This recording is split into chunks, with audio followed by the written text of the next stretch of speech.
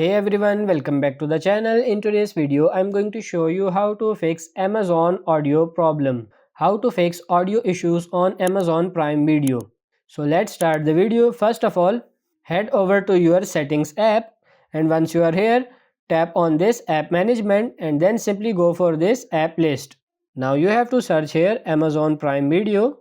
Now I don't have it. Let me just assume this one, and once you tap on it, here you will be provided with the options.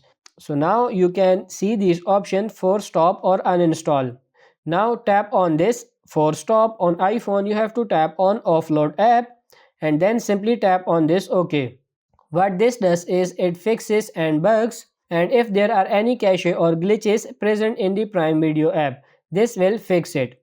Once the process is complete, inside this offload or force stop app, you will get an option that says reload app or reinstall the app. If it doesn't work, you can uninstall this application and then simply reinstall it, and you are good to go. So that's pretty much it for this video. I hope this video was helpful. If it is, like it and subscribe to the channel. Thank you.